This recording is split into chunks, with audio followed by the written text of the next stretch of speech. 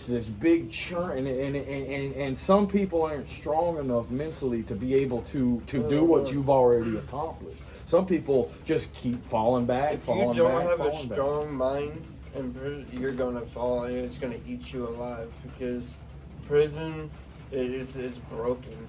Like, it's not even so much the inmates. Yeah, it's some of the, the gangs, this and that, but they're not even really the ones you got to really worry about. It's the officers, because at the end of the day, they're letting that happen. They're allowing it, you know what I mean? So it's their fault that that's happening. I had an officer one time, he came and asked me a question about my bunkie, and I wouldn't answer it. I got taken out back, I was in handcuffs. He punched me in the side of the face. I fell on the ground, and his, this was a lieutenant, and the sergeant started stomping on my face. Like, I don't even have no words for that. You know what I mean? These are the people that you think, oh, they're gonna do their job. But see, what the problem is that melting pot, like what you're talking about. They view you all the same. You got killers, rapists, pedophiles, all this. Line. They put them all, and I do not think. I think prisons should be segregated by your charges and this and that and the other, and by time limit. You're taking this guy that's got 5 years, putting him in the same room with a guy that's got 25, 30, 40, 50 years for murdering people and their gang members. This dude ain't in the game. What do you think's going to happen? This guy's going to go over and take advantage of this person, or try to at The least. predator and the prey. Right, and you're putting this guy in a fucked up position, because he's got to handle up, or he ain't gonna go home. I also, I'm no expert on prison, but I feel like you're in everything is a damned if you do, damned if you don't. 100%. Deep down inside, you don't want to be. You can't be no snitch in there. Nope. But deep down inside, it's like there's a dude in here that he's wrecking the whole. If he would just go away, there's probably been that tight where there's the loudest. Nobody can get him with the hands. And it's like how do you get that guy out of here and things will be more peaceful. I bet the violence is. I mean, I know what you've already said, but I bet the violence is just perpetual. It is constant. Ridiculous. I cannot even begin to explain you some of the things that I've seen in there. It's like, I bet. I mean, now, well, how did the whole canteen thing work? And I know people the people put the money on the books, but as far as, let's say some dude comes in there and he doesn't have a lot of friends, right? And he comes in and his family takes care of him and likes it, but he's not one to want to get in the gang. He's only in there. He got like an 18-month sentence. He goes and gets a bag of canteen, and somebody snatches his shit because he ain't supposed to be here. It's 100% that is going to happen. It happened to me, and you just got to handle it You got on to go site. and see. That's another thing. The position that you're getting put in, you know what I mean? It could land you in more trouble. Whenever I went there, I was like, all right, I'm just going to come to prison. I'm going to do my time. I'm going to do what I'm supposed to do, and I'm going to go home. But it is impossible to do what you're supposed to do when you're surrounded by these people, because if you do what you're supposed to do, you're going to get ran over. You're a target. Right. And you're automatic target. Who does he think target. he is? Right. So I learned how I made it through prison is to wear a mask. You know what I mean? Poker I face. put that poker face on, and you don't walk down looking at the ground, this and that and the other. You keep your shoulders up, and you look like you get in my way, I'm gonna run through you. And I'm a small dude, and that's the ones you gotta watch out. Y'all can bob and weave.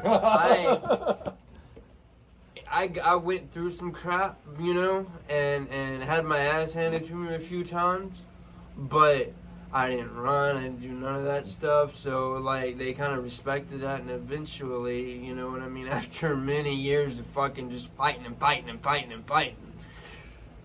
I finally caught the ground. You know what, I do have to say one thing, though. I thought about it, and I said, Lee I wouldn't mess with you, man. I would not, because I mean, you literally been fighting for 8 years. You probably got as many fights under your belt as Logan Paul. I mean, come on now. Let's be real here, and it ain't structured either. I mean, did anybody ever come at you with like a lock and a sock, and is that a thing that still happens? Oh yeah, it still happens. That's got to be devastating. I mean, that one catch to one of them. I mean, you're at least taking a moment to yourself, man. Oh. There's all kinds of weapons they'll use like that, but mostly what you do, because the sock a lot of times they're cheap socks, so the lock will sling right out of it, and then you're sitting there with a sock, and you can't do too much with that, you know.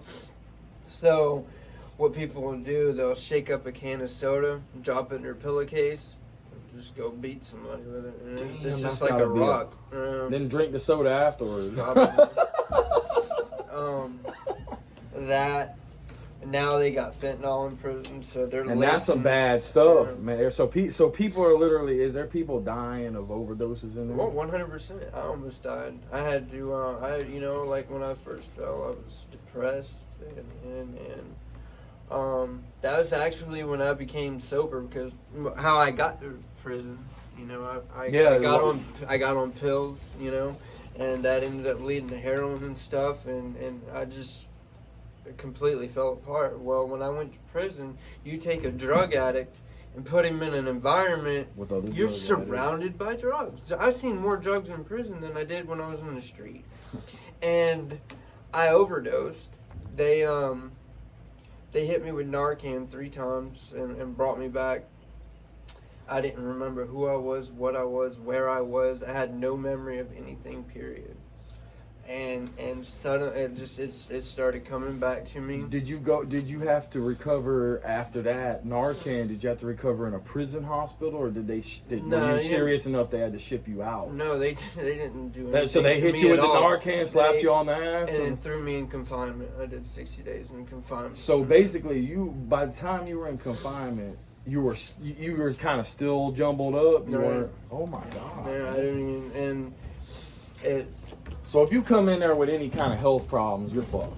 If you got heart problems and stuff like that, you're in some trouble. I would say so, but at the same time, at certain camps, you'll get good, medical doctors treatment and stuff sometimes. But for the most part, it's just slap a Band-Aid on you and kick you out of the nest. When I got locked up, I'm at Lake Butler, which is a medical... Yeah, RMC, yeah. Right. The people that are there is crazy. And you mean the staff, inmates, and inmates, because that's basically when you're from Central Florida. When you go to prison, you go there first for classification. Mm-hmm. So how does classification work? Tell me about the crazies there. Well, that's the most humiliating thing that ever happened to you. How long does the classification last, and what kind of things do you do? When you first get to prison, you're on your bus, and you get off the bus. And this happens at every camp. They all got to walk out there and act like, yeah.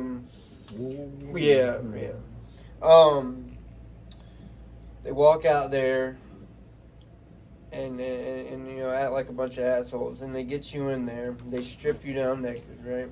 You're in a big circle. You got to throw all your clothes in the middle. Then they bring you over to this bench that runs down the wall, right? You gotta put your knees on there, they search or whatever, and then you gotta put your head like this between your thing. And mind you, if you go like that, you're gonna get hit in the head with a dick. You know what I mean? Like you got a guy that's right here next to you, stinks. It's crazy, and you got to sit there and spread your ass for a fucking man. And they're back there humiliating talking people. There's shit, all kinds of, they're you got a weird looking cash asshole. Right. They're like, oh boy, some of you guys are gonna make a good money while you're in prison. You know what I mean? Oh shit! It's just they humiliate you, and break you down. They do. So how long does Now I heard from somebody one time that they do a personality test or an IQ test. Is that correct? They do an IQ test and all that one. That basically happens. So they don't put a bunch of smart people together. They kind of jumble it up. So no, they're not. No, they do that because it's mandatory. Like if you don't have a high school diploma or whatever, that you go to school. But that's a whole another thing. Because whenever I was in there, I was trying to do, positive things. But see, this is the part where the inmates destroy it for themselves. Like, the officers are shitty, but me as an officer, there's only so many times you're gonna call me a faggot ass cracker or something like that before you end up fucking doing something. So if I was an officer, I would just end up in prison. I couldn't do it. Right. That's a. The inmates, any good thing that comes their way, they exploit it. You know what I mean? Like school, they'll sign up to go to school so they can meet with other inmates. And Drugs exchange, visitations, anything like that. They're gonna end up doing away with person-to-person visitation. And I because heard all that the they are drugs- still they knocked that off at Levy County. Yeah. When you go up there, you're on a computer screen to computer screen. And you can't blame them. Like personal mail, you can't get personal mail on anything in there anymore. Really, Right? personal mail is there's no more writing letters, stamps. They got this shit called JPay. And actually, a few years ago, me and you Yeah, corresponded on JPay. There was you had a friend of yours that was getting out, and it was crazy 'cause I was like, how did Lee get my email? But I thought it was cool too. And then I had ended up calling her and telling her, hey, I guess you know somebody that's in prison and he's getting out or something like that. I forgot how it went down. I ended up doing that and talking, hey, everything was cool, but that was actually pretty wild. I remember that. How did so it went from regular snail mail to the JPay thing?